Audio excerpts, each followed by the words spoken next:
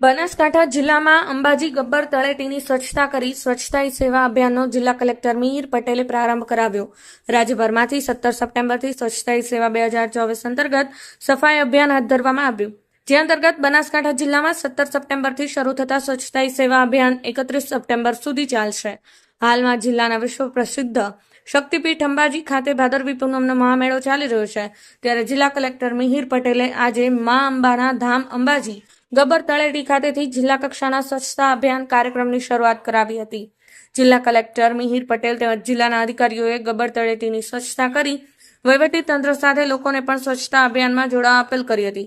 ઉપસ્થિત તમામે સ્વચ્છતા અપનાવવા સંકલ્પ લીધો હતો, ત્યારે અલગ અલગ માર્ગ પરથી આવતા પદયાત્રીઓને સ્વચ્છતા સાથે જોડાવા અને તલાટી મંત્રી પોતાના વિસ્તાર વાઇઝ સ્વચ્છતાનું સુંદર કાર્ય કરેલ હતું, ત્યારે વડગામ તાલુકાનું ધોરી ગામ ખાતે રમીલાબેન ચૌધરી તલાટી મંત્રી દ્વારા તેમની સાથે સમગ્ર સફાઈ કર્મીઓને સાથે રાખી સતત અવિરત સફાઈ અભિયાનમાં જોડાયા હતા।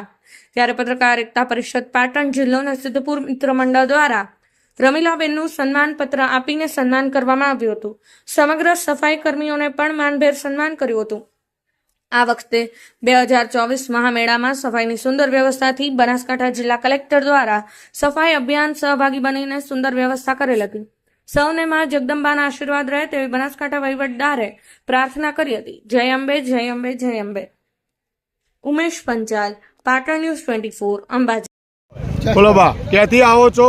તમારું નામ શું છે અને કેટલા વર્ષ તમારા થયા છે? આવું છું। હા, અને મને 90 વર્ષ થઈ ગયા અને અંબાજી માએ દર્શન કરવા જાઉં છું। કેટલા વર્ષથી? 90 વર્ષ। કેટલા વર્ષથી ચાલીને જો તમે માજી? પહેલો જો બહુચર માએ બહુ હેડી। શું નામ તમારું છે? મારું નામ મંગુબેન। મંગુબેન, અને બુકોલી ગામના વતની છો?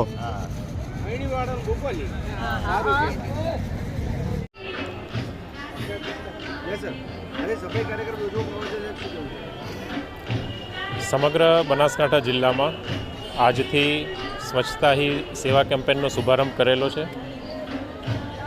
આ શુભારંભની શરૂઆત માં જગતજનની અંબાના પ્રાંગણમાં ગબ્બર તળેટી ખાતે કરેલ છે।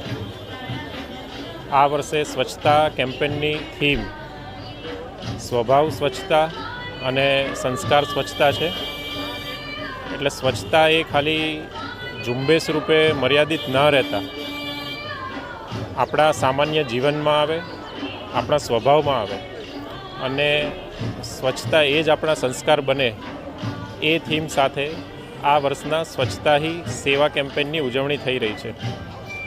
હું મારા બનાસકાંઠા જિલ્લાના સૌ નાગરિકોને અપીલ કરું છું કે ગમે ત્યાં બહાર આપણે રસ્તામાં કચરો ના ફેંકીએ, કચરો હંમેશા કચરા પેટીમાં જ નાખીએ અને જે રીતે આપણે આપણું ઘર સ્વચ્છ રાખીએ છીએ તે જ રીતે આપણો વિસ્તાર, ગલી, મહોલ્લો, આપણું ગામ, આપણો જિલ્લો, આપણું રાજ્ય, આપણું દેશ એ પણ આપણું ઘર જ છે એમ માની અને એમાં આપણે સ્વચ્છતા જાળવીએ।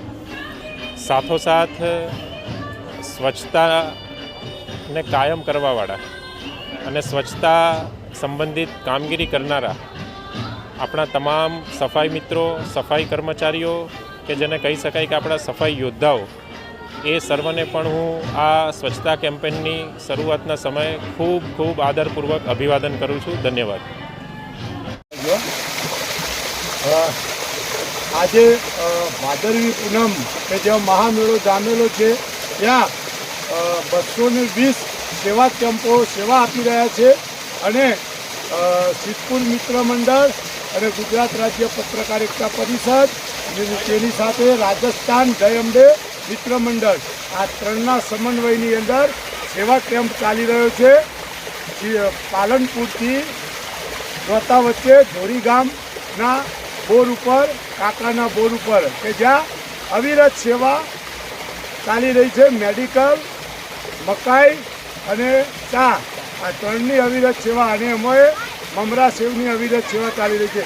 જીતપુર મિત્ર મંડળ અને પત્રકાર એકતા પરિષદ પાટણ જિલ્લાના મિત્રો સાથે આજે ખરેખર 5 દિવસ એવી સેવા કે જે અવિરત સેવા અહીંયા કરી રહ્યા છીએ.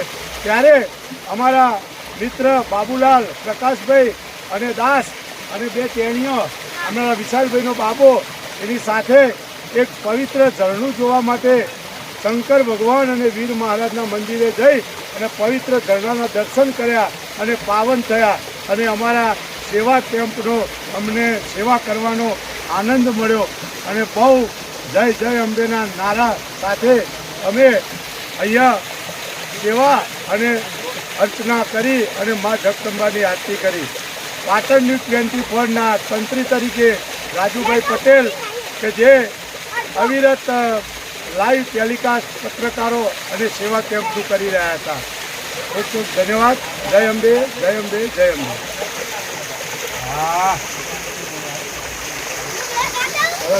બરોબર, કાપી દો.